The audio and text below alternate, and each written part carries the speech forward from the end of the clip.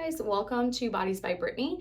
Today we're going to be showing you a live session with one of my newer clients that came to me with some lower back pain, some issues with actually performing their job and just living life, working out properly because of back pain. So we're going to show you what the issue is and how to fix it.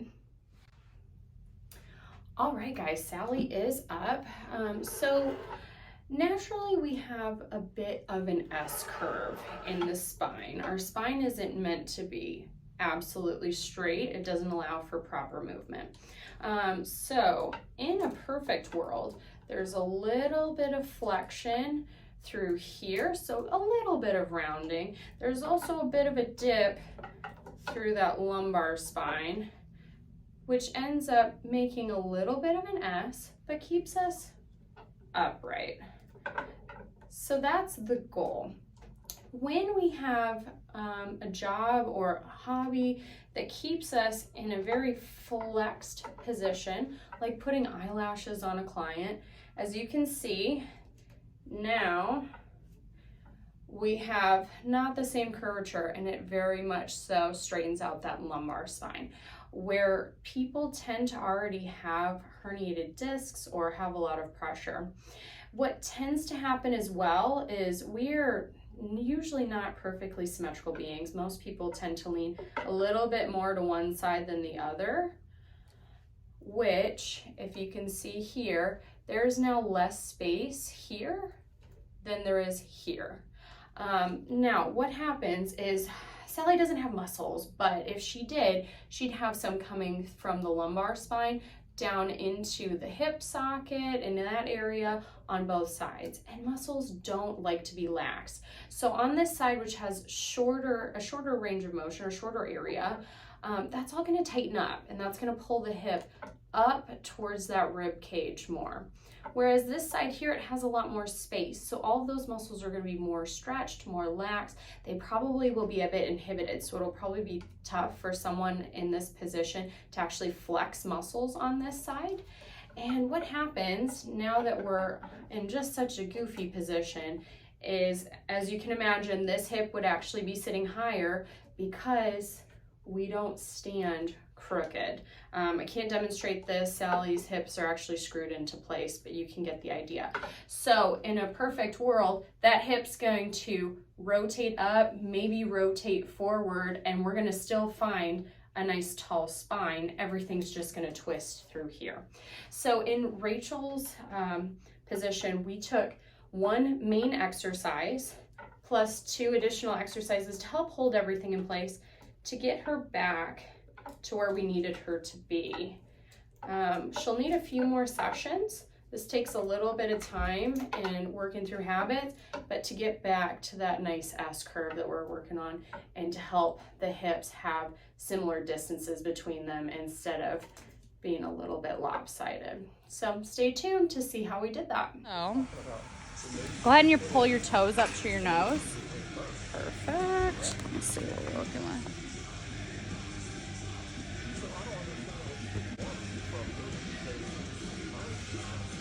Okay, so while you're laying down, take one foot, cross it above the opposite knee, and just relax with gravity. I'm looking for any pain, pulling, or discomfort. So where the pain is almost like it creates like a little square box when I do that, that it's almost just like tolerable pain. So it's not like where I feel like I gotta come out of the position. So, okay, so I feel like I have less movement on this side, even though the pain's there. yes. So I don't have pain here. It just feels kind of, I don't have pain. I wouldn't call it pain. It's just Tight. uncomfortable. Tight. Yeah, for Yes, sure. uncomfortable. I don't lay here and I'm like, okay, I could just do this for like hours. Sure. Okay, whenever you're ready. Okay, whenever you're ready.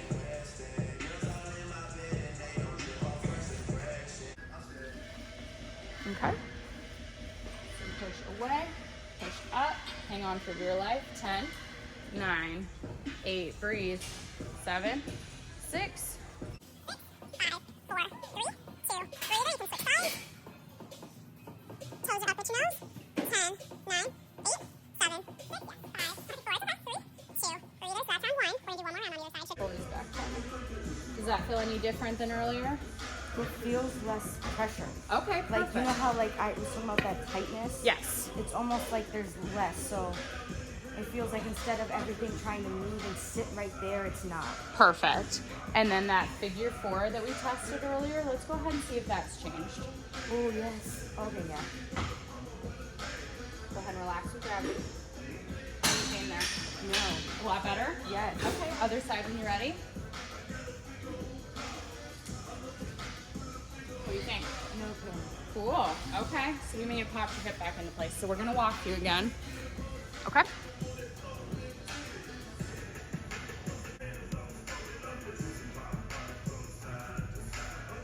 Okay, so now we're gonna hit the save button. So I'm gonna have you get into a 90-90 position. So that means about 90 degrees at your hips, about 90 degrees at your knees. You're gonna take the ball, put it between your knees, and you're gonna smash the ball as hard as you can for 10 seconds. We'll relax and do 2 rounds of that. Toes up, big squeeze. 10, 9, 8, good. 7.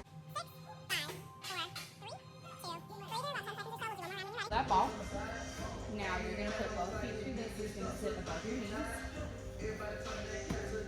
So ankles together. You're going to bring your knees back a little bit to 90 degrees. There you go. So keep your feet together. Pull your knees apart like a clamshell, but hold it. Yep, as hard as you can for 10, 9, 8. 7, 6, 5, 4, 3, 2. Breather. All right, go ahead.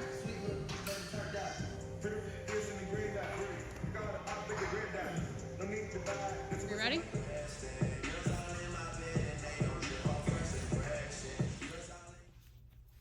All right, so I'm sure you can see that after literally 10 minutes, I was not lying about that, 3 movements. We walked her a couple times, tested her a couple times. Rachel's hips went from one side moving, the other side not so much on her initial walk, to them moving very nicely. So 10 minutes, 3 exercises, and she's feeling better. Stay tuned for what we do next because we do have a little bit more work to do, but she'll get there.